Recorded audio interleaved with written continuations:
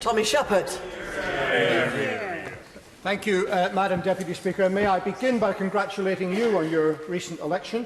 I think it is a matter of some regard that we now have the first female chair of Ways and Means. Madam Deputy Speaker, it does feel like we've been at this for quite a long time. And here we are, perhaps at 1 minute to midnight, and we have probably for the penultimate time the opportunity to discuss these matters before the deed is done. And it is a matter of some sadness to me that the proposals that we have before us today are an even more myopic, small-minded and miserable set of proposals than the ones that were mooted at the beginning. I was sent here at the election on December the 12th to oppose these proposals, and that is why I will be voting for the amendment and against the substantive in the debate tonight. And there are many reasons why this is so, but I just want to touch on 4. The first is that this course of action diminishes the character of the people who live in these islands. It makes us seem selfish, uncooperative and insular.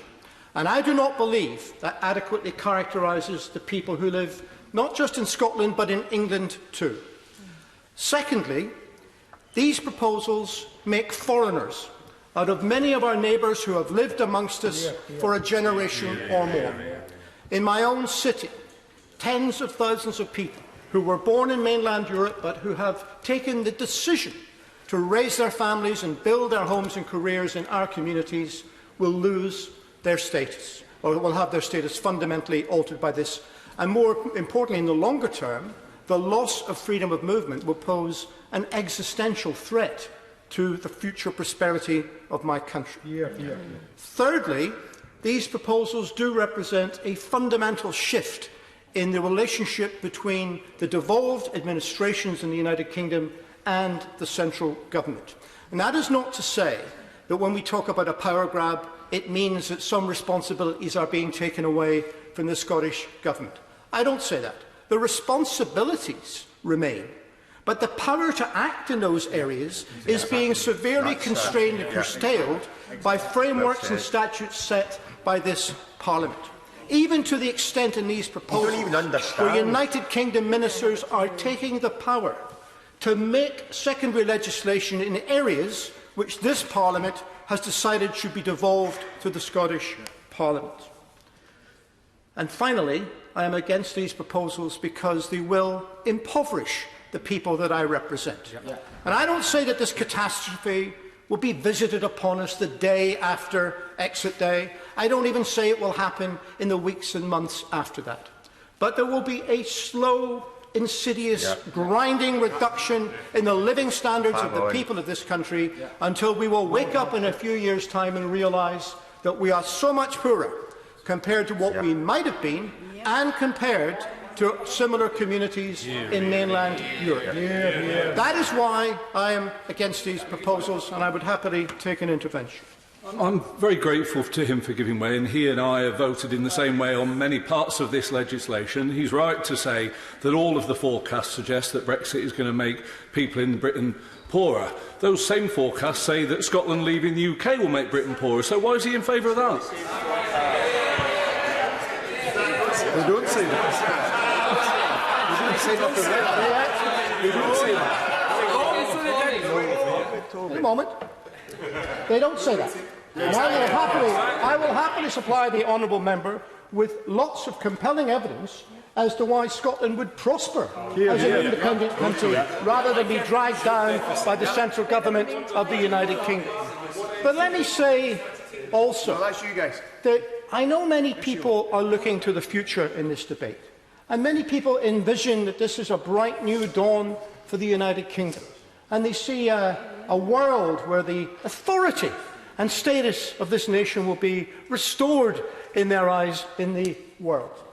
Well, I'm not sure. I know that people genuinely think that. I don't say they're insincere in this belief.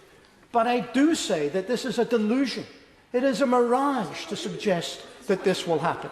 And if you want evidence for this, look no further than what has been happening over recent months, where a compromised United Kingdom government understanding that its ability to negotiate a trade agreement with the United States will be so much more diminished compared to if it was part of a major European bloc, it has got itself into the embarrassing situation of demonstrating servility to the Trump administration in order to try and protect its future economic prosperity.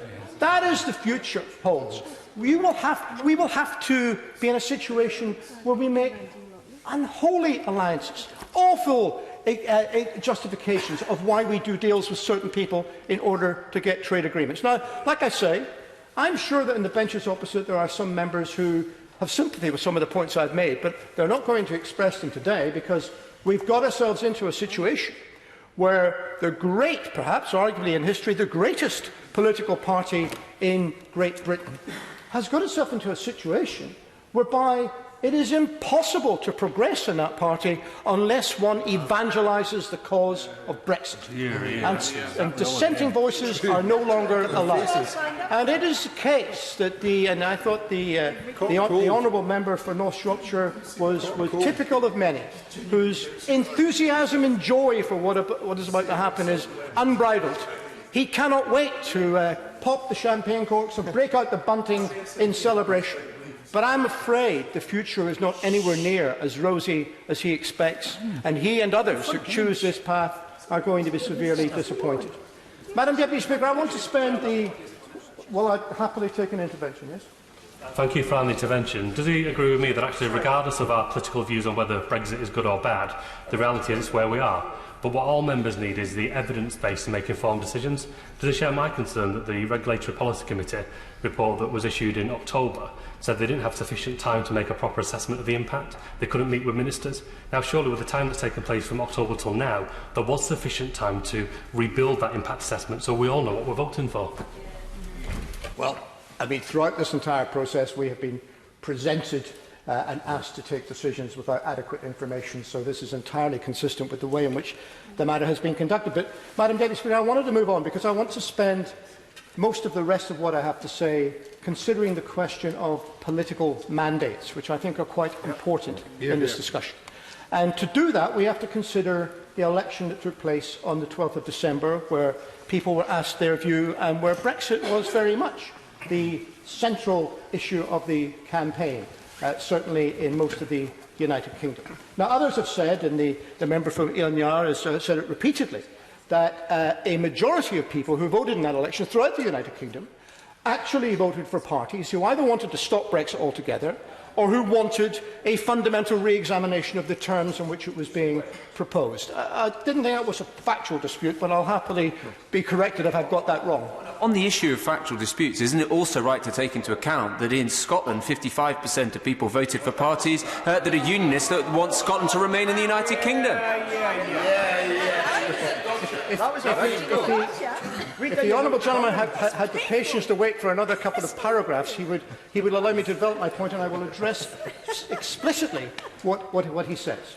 But the point is that we have a government elected on 43% of the vote, on an electoral system which I believe corrupts the expression of popular opinion in this Parliament rather than allows it to be delivered.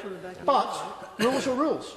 We all went into the election understanding the rules of engagement and what the contest would be, and I am not in any way saying that I don't accept the result of that election, and I do believe that even with 43% on a first-past-the-post election and a majority of more than 80 seats, this government has a democratic, legitimate mandate, not just in principle to leave the European Union, but to deliver Brexit on the terms which it proposed to the electorate. So I accept that.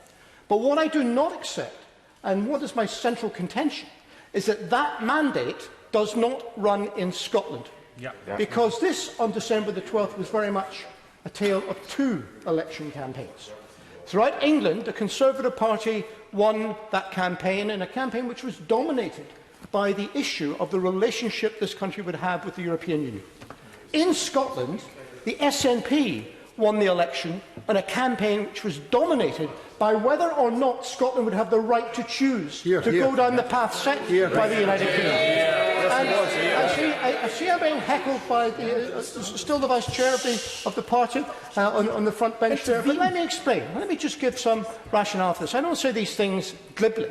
Others have talked about these statistics. This party, the Scottish National Party, won the election in 80% of the areas in which it was contested in Scotland.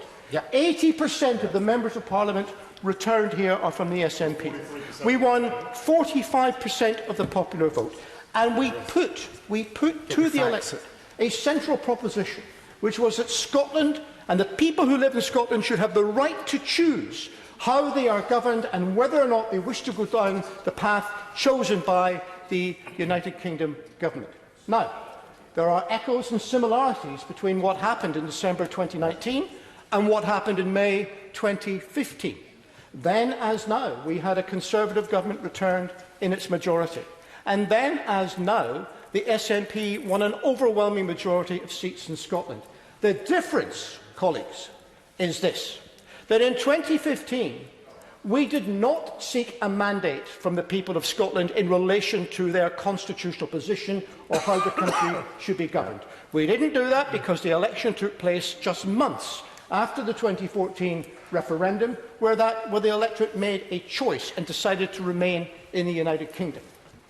That does not apply now, because in December 2019, we explicitly went to the Scottish electorate and asked them to endorse the proposition that people who live in Scotland should have the right to choose how they are governed in the future and whether or not they wish to go ahead on the path of Brexit that is being offered by the United Kingdom government. And if the honourable gentleman wishes to dispute that that was a central part of our campaign, I will happily take his intervention. I'm very grateful to the honourable gentleman that he and I came into the House at exactly the same time. Now, unless I was living in some sort of parallel universe, I seem to remember hearing loads of speeches from his benches immediately post the 2015 election, arguing and advocating for Scottish independence. So what he's just said is not actually, I'd suggest, a correct reflection of history.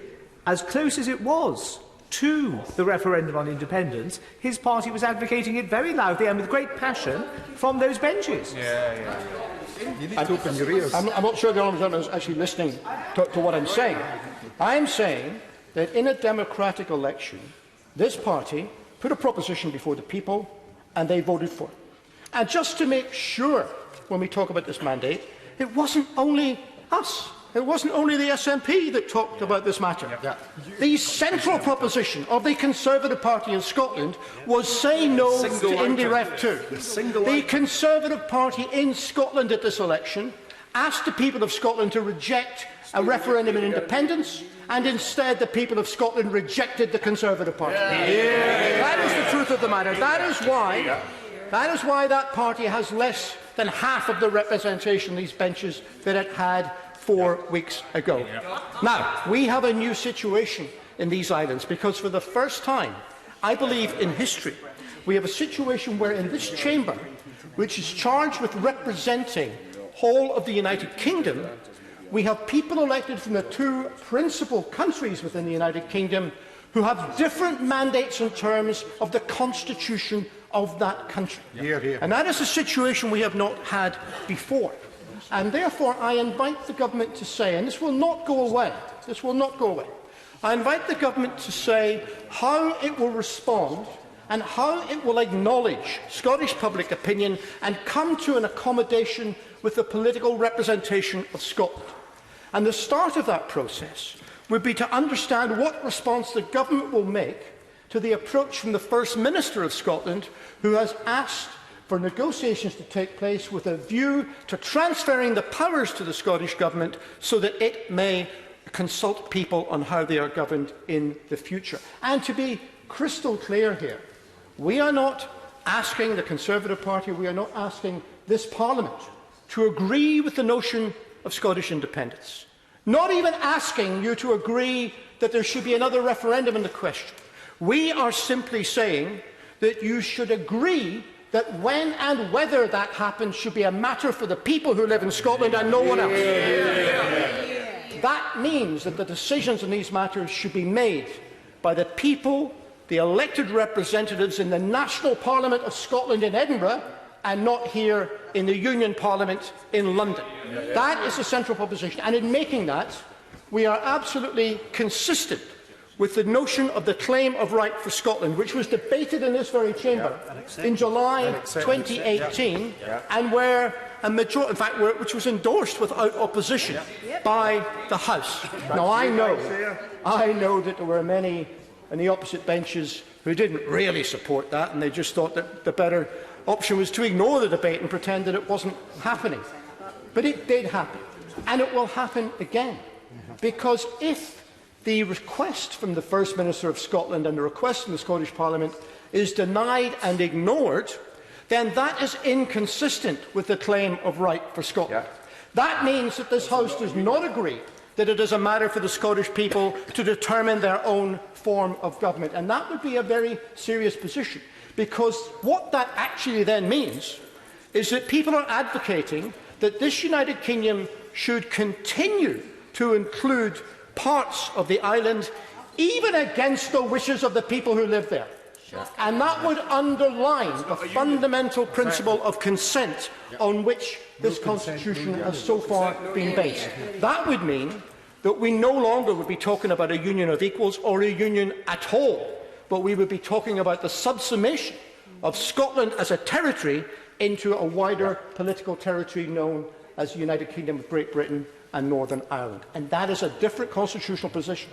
And if people want to argue that, we're happy to take them on and have that debate, but at least be honest about it. Madam Deputy Speaker, I finally want to say that the most important people in all of this are not those who voted for the government or those who voted for the SNP in opposition to the government in Scotland. The most important people, as this debate goes on, are those who voted for neither. Many, many people, including in my own constituency, who put their faith in the capacity of the United Kingdom to reform itself and to give voice and expression to their needs and their fears within this Union Parliament. They voted in significant, but not overwhelming, but in significant numbers for the Labour and Liberal Democrat parties in particular.